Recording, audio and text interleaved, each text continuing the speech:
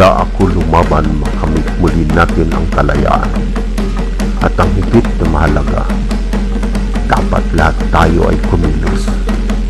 Gamitin ang nararapat na pangalan sa bansa natin. Yan ay ang bansang Maharlika. Upang totoong kalayaan ay makamit natin.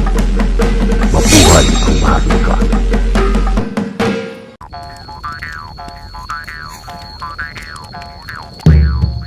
Maharlikang araw, Leo Palma po, Tubong Mindanao, dating misyonaryo.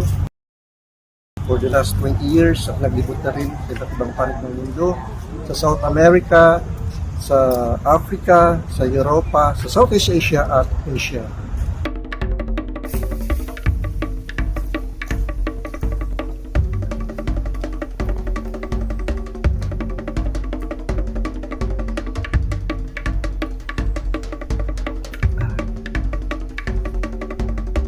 Maharlikang umaga at masayang buhay po.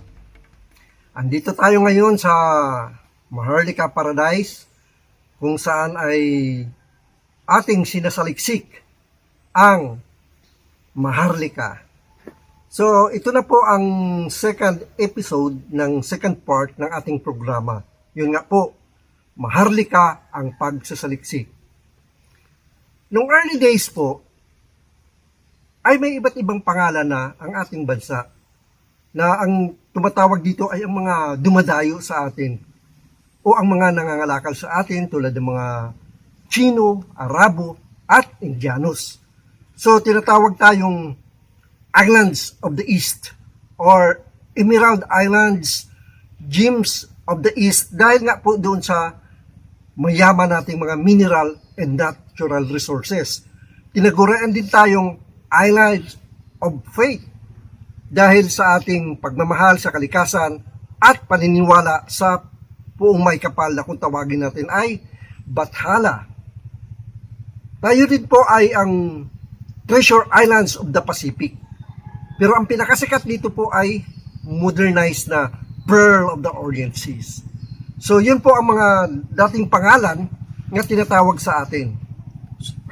Dahil tayo po ay may maunlad na sibilisasyon at tradisyon kasama na doon ang ating kultura.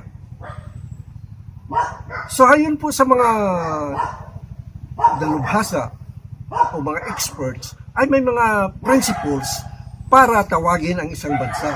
At kasama na dito po ang ethnographical factor. Second is geographical. Third is historical, with historical significance. Fourth, flora and fauna. Pero ang mga pinaka-importante po dito ay religious or ideological. Pero kung titingnan po natin, hindi tayo magiging isang nasyon kung ibabase natin sa religion. Dahil napakaraming religion at syempre it's natural na ayaw ng isang religion na mapatungan o sumunod-sunod na lang sa isa pang religion o paniniwala. Di po ba? Hindi rin pwedeng language. So, ang isang dominant language ay hindi pwedeng magmando sa iba't ibang mga nagsasalita ng iba't ibang lingwahe. No, hindi pwedeng maging hari-harian ng isang lingwahe at gawin niyang under yung ibang mga nagsasalita ng hindi niya dila. Okay po. So, ang maaari lang mag-unite sa atin ay ideological. At ano po yung ideological? Ang word na ideological ay nagmula sa katagang idea. So kung ang ating intensyon ay katulad ng intensyon ng tinatawag nating may likha, yun po ay tinatawag na ideological or spiritual. At ano po ba ang nag-iisa sa isang nasyon? Kung hindi siya lingwahe, kung hindi siya religion, kahit na color of the skin, yun ang tinatawag natin na sentiment. So, it is sentiment that makes a nation. Kaya nung 1960s, maliban doon sa nabanggit na natin na mga nag-propose ng iba't ibang pangalan, ay may iba pa rin mga pangalan na inihain tulad ng bayanihan. No? Kasi isa yun sa mga kultura natin ang tumulong sa kapwa natin ng taos puso. Kaya lang, ang bayanihan ay gamit-gamit na ng isang grupo ng mga mananayaw. Kaya nung time na yon, noong 1960s, hindi rin ito pumasa sa mga kategorya. Mayroon ding proposal tungkol sa kilyawan o doon sa ibon na kilyawan. Kaya lang, ang kilyawan, ang kulay nun ay yellow. Tayo naman ay kayumanggi. So, hindi rin nag-prosper. Ang iba naman ay nagsabing, okay, gawin natin Nara ang ating bansa. Dahil ang Nara ay isa sa ating mga national tree. Kaso, ang Nara ay isang syudad na sa Japan. Kaya, hindi rin pwede. So, sinabi nilang, okay, gawin na lang natin Palayan. Dahil tayo ang rice bowl ng Southeast Asia. Pero hindi rin pwede dahil ito ay pangalan na ng isang syudad sa Nueva Ecija. Ang pagbabago ng pangalan ay hindi na po ito strange. 200 teritoryo at bansa na ang nagbago ng kanilang mga pangalan or yung ibinalik na nila ang kanilang totoong identidad. At dito po sa Southeast Asia, tayo na lang ang hindi pa nagbabalik sa ating identidad. Pero ilagay lang niyo po sa inyong isipan na hindi po natin kinakalaban ang Espanya. In fact, gusto po natin ang kanilang mga musika, ang kanilang mga arte, literatura, pagkain, sayaw. Ngunit, ayaw lang po natin doon na ipinangalang tayo sa haring namatay sa sipilis na si King Philip II.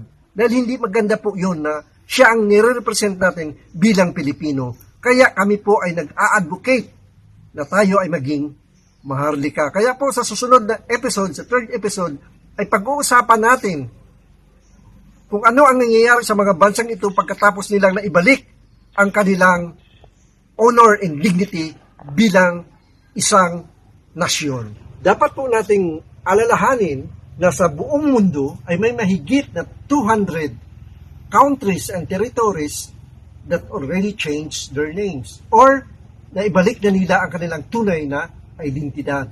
At kung titingnan po natin, ang mga bansang ito ay nagkaroon ng isang masaganang pamumuhay. Kaya sa susunod, ito po ang pag-uusapan natin dahil dito sa buong Southeast Asia, tayo na lang po ang hindi pa nagbalik sa ating tunay na identidad, sa ating tunay na kultura, tradisyon at idealismo. Maraming salamat po. Okay. Maraming salamat po. Please subscribe, like, share, and comment. Magandang buhay po. Mabuhay tayong lahat.